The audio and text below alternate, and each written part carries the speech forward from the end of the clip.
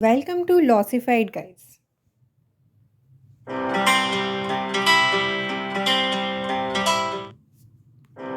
आज हम बात करेंगे दो महत्वपूर्ण सवालों के बारे में। पहला तो ये कि MPCJ 2019 फेज़ 2 का रिज़ल्ट कब आ रहा है मेंस का, जिससे काफ़ी एस्पिरेंट्स चिंतित हैं अभी। और दूसरा सबसे बड़ा सवाल कि अभी जो रीसेंट नोटिफिकेशन आया है MPCJ का, उसकी प्रीलिम्स एग्जामिनेशन कब कंडक्ट हो सकती है। अभी काफ़ी ज़्यादा र्यूमर्स हैं मेंस के रिज़ल्ट को लेकर, तो इस वीडियो में आपको उसके रिगार्डिंग हम क्लैरिटी देंगे। And let me assure you कि इस वीडियो से ज़्यादा इन्फॉर्मेशन अभी किसी के पास नहीं है। तो अगर कोई आपको एक्स्ट्रा इन्फॉर्मेशन दे रहा है तो वो या तो खुद र्यूमर स्प्रेड कर रहा है, सोर्स है वो र्यूमर्स का, या तो उसको खुद कहीं से गलत इन्फॉर्मेशन मिली है। तो इसलिए चलिए आज ये वीडियो पूरा एंड तक देखिएगा, जिससे आपको क्लैरिटी मिल जाए। सबसे पहले हम बात कर लेते हैं 2021 का जो नोटिफिकेशन आया है, उसकी प्रीलिम्स एग्जामिनेशन कब कंडक्ट हो सकती है। देखिए, अभी MP हाई कोर्ट ने खुद कुछ डेट डिसाइड नहीं की है एग्जैक्टली। तो अगर कोई आपको एग्जैक्ट डेट बता रहा है तो वो गलत बता रहा है। तो अभी फ़िलहाल जो डेट है वो हम अपने प्रीवियस ट्रेंड से और जो करंट सिचुएशन है उसके हिसाब से ही समझ सकते हैं। प्रीवियस ट्रेंड ये रहे हैं कि नोटिफिकेशन के 3 महीने के अंदर अंदर एग्ज़ाम कंडक्ट हो जाती है। तो 3 महीने में एग्ज़ाम हो जाती है, ये जनरल ट्रेंड है।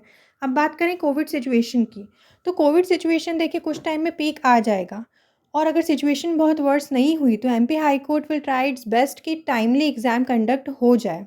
क्योंकि अगर आपको लास्ट टाइम का याद हो तो सेंटर बहुत ज़्यादा बने थे। इस बार भी अगर सिचुएशन ज़्यादा ख़राब होती है तो और सेंटर्स ऐड कर दिए जाएंगे।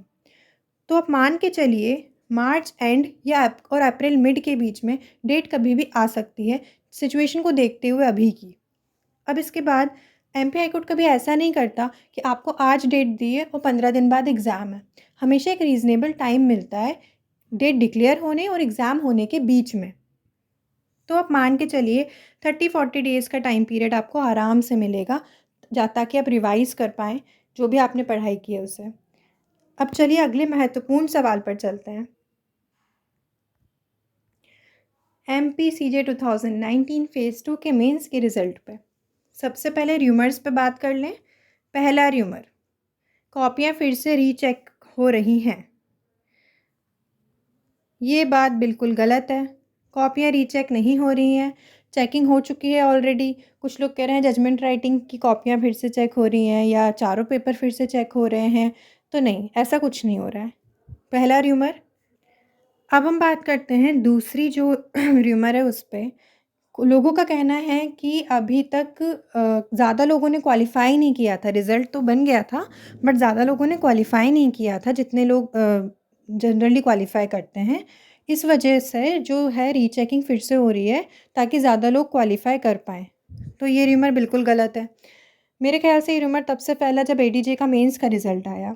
जब ADJ का मेंस का रिज़ल्ट आया था तो सिर्फ 2 लोगों ने मेंस क्वालिफ़ाई की थी। उसके बाद से ये होने लगा कि MPCJ में भी काफ़ी कम लोगों ने क्वालिफ़ाई किया था, इस वजह से रिज़ल्ट दोबारा बन रहा है। But let me tell you, अभी इंटरव्यू का रिज़ल्ट आया है ADJ का, और जो 2 लोग थे वो इंटरव्यू नहीं क्वालिफ़ाई कर पाए हैं। जिस वजह से जो 47 वैकेंसीज़ थी ADJ की, उसमें से एक भी वैकेंसी फ़िल नहीं हुई है। तो to be very honest, it is not the burden of the high court कि आप अगर क्वालिफ़ाई नहीं कर पा रहे हैं तो वो ज़बरदस्ती आपको क्वालिफ़ाई करवाएं। ऐसा कुछ नहीं होता है। देखिए, ADJ में भी उनको एक भी अगर नहीं कैंडिडेट मिला तो उन्होंने एक भी वैकेंसी फिल नहीं की। तो इट डजेंट मैटर, अगर 20 लोग भी क्वालिफ़ाई कर रहे हैं MPCJ में तो वो 20 लोगों का रिजल्ट निकाल देंगे। तो ये जो बात है कि बहुत कम लोग क्वालिफ़ाई हुए थे इसलिए रिजल्ट नहीं आ रहा, तो ये बात भी पूरी तरीके से गलत है। तीसरा र्यूमर है कि रिज़ल्ट इसलिए नहीं आ रहा क्योंकि कुछ कॉपियाँ गुम गई हैं और या तो कुछ फ्रॉड हो रहा है इतने टाइम तक। तो ऐसा कुछ भी नहीं है, ये भी र्यूमर गलत है। अब सवाल आता है कि फिर बात क्या है, रिज़ल्ट क्यों नहीं आ रहा है। तो रिज़ल्ट कुछ एडमिनिस्ट्रेटिव रीजंस की वजह से नहीं आ रहा, जिसमें से मेजर वन रिट है आपका। अब रिट कैसे अफेक्ट कर रहा है रिज़ल्ट को, मैं आपको ये भी बता देती हूँ।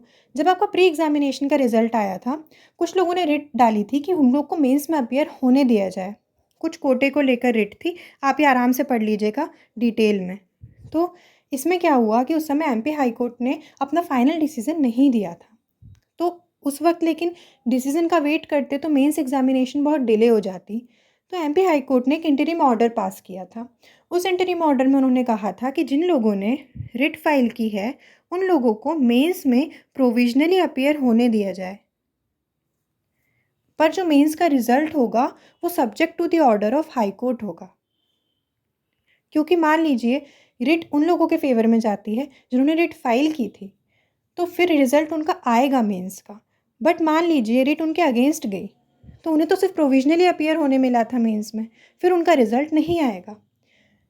तो इस कारण ये हुआ है कि हाई कोर्ट से जब तक क्लैरिटी नहीं मिलेगी रिट को लेकर, तब तक ये रिजल्ट नहीं पब्लिश हो पाएगा। अब ये कब क्लैरिटी मिलेगी, तो देखिए 20 जन को आपका लिस्टिंग होनी थी फाइनल हियरिंग के लिए, पर फाइनल हियरिंग के लिए 20 को लिस्टिंग नहीं हो पाई है, लेकिन जल्द ही होगी और फाइनल हियरिंग ही होगी जब भी नेक्स्ट डेट है। तो जो भी क्लैरिटी है वो आपको जल्द मिलने वाली है। इस कारण एक चौथा र्यूमर है कि फेब के फर्स्ट वीक में रिज़ल्ट आने वाला है। तो देखिए जो भी बोल रहे हैं कि फेब के फर्स्ट वीक में आने वाला है, उन्हें भी या तो कहीं से ऑफिशियली किसी ने बोल दिया होगा, कोई पर्सन उनके ऑफिशियल डिपार्टमेंट में होगा, अगर कोई एक्वेंटेंस होगा तो उसने बता दिया होगा, या तो वो खुद एक अंदाज़ा लगा रहे हैं कि फेब के फर्स्ट वीक में आ जाएगा। देखिए अंदाज़ा गलत नहीं है, क्योंकि जल्दी ही रिट को लेकर क्लैरिटी मिलेगी तो एनी डे रिजल्ट तो आ ही जाएगा जल्दी, बट एग्जैक्टली फेब के फर्स्ट वीक में ही आएगा इसकी कोई गारंटी नहीं है। और जिन लोगों को भी ये बात पता है उनका भी या तो ये अंदाज़ा है या फिर ऑफिशियली किसी ने उनको ये बोल दिया है। बट बात यही है कि किसी ने अगर कह भी दिया है, जो ऑफिशियल डिपार्टमेंट से संपर्क रखता है, उसने भी ये बात सिर्फ एक अंदाजे में कही है कि तब तक शायद क्लैरिटी आ जाए।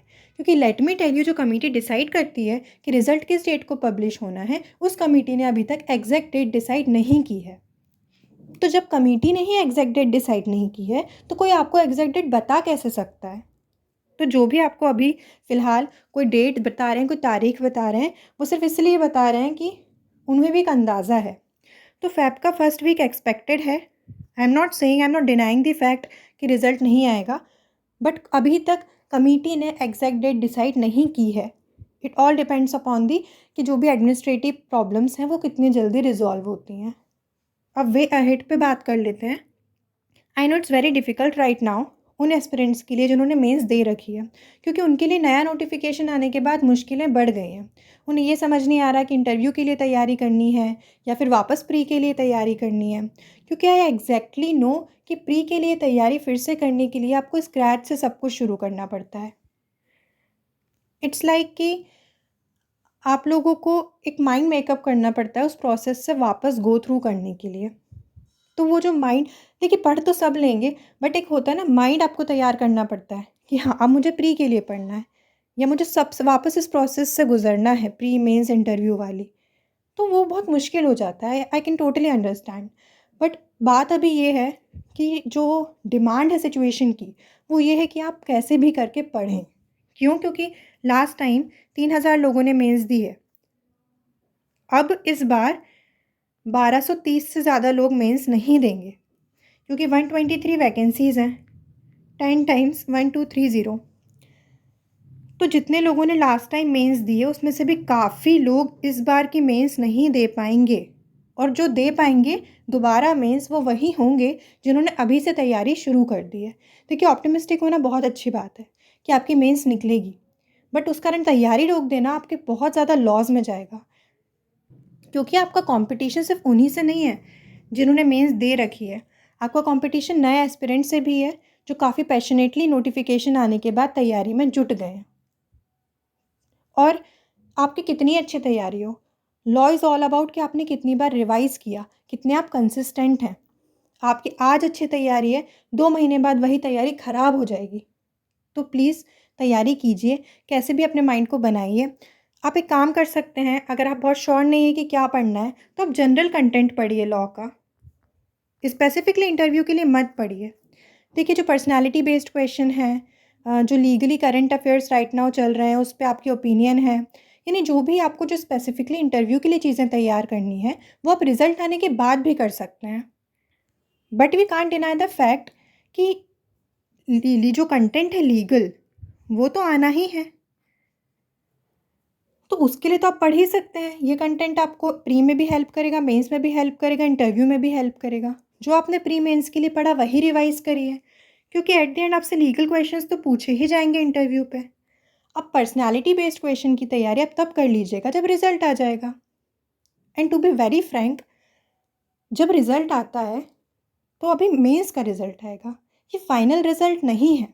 अब जो लोग तैयारी नहीं कर रहे हैं, वो लोग मान लीजिए फाइनल लिस्ट में अपनी जगह नहीं बना पाते हैं, तो उनके लिए तैयारी का समय बहुत सारा निकल जाएगा, क्योंकि जब तक इंटरव्यू का रिज़ल्ट आएगा तब तक बहुत समय बीत चुका होगा। और मान लीजिए तब आपका नहीं होता है और आपने काफ़ी तैयारी छोड़ रखी होगी, तो आपको बहुत मुश्किल हो जाएगा। तो हर सर्कमस्टेंसेस के लिए तैयार रहिए। मेंस में होता है, नहीं होता है, इंटरव्यू में भी होता है आगे कि नहीं होता है सिलेक्शन, इर्रिस्पेक्टिव ऑफ दैट आप पढ़िए, क्योंकि मान लीजिए तब आपका एंड रिज़ल्ट में नहीं हुआ तो आपको अगली वैकेंसी में बहुत मुश्किलें होंगी। और मुझे पता है आप लोग पढ़ेंगे, क्योंकि आप जानते हैं कि आपके लिए कितना ज़्यादा ज़रूरी है ये नोटिफिकेशन नया वाला, एमपीसीजे एग्ज़ाम कितनी ज़रूरी है। क्योंकि देखिए, इसका जो एडवर्टीज़मेंट है जो आया है वो काफ़ी टाइमली आ चुका है। तो अगर आप ये वाली भी मिस कर देंगे जस्ट बिकॉज़ आप तैयारी नहीं कर रहे हैं, तो आपके लिए बहुत मुश्किलें होंगी। तो इसलिए तैयारी करिए अच्छे से, और लॉसिफाइड इस तैयारी में आपके साथ है। अगर आपने अभी तक हमारे लीगल ट्रांसलेशन के वीडियो सीरीज़ नहीं देखी है तो वो जाकर देखिए। We have a series on judgment writing, we have a series on MPGK and we have a strategy video MPCJ का, वो ज़रूर देखिएगा। अगर अभी तक आपने लॉसिफाइड के वीडियोस चेक नहीं किए हैं तो जल्दी से जाइए, चेक कीजिए, लाइक कीजिए हमारे चैनल को, शेयर कीजिए, सब्सक्राइब कीजिए। Thank you.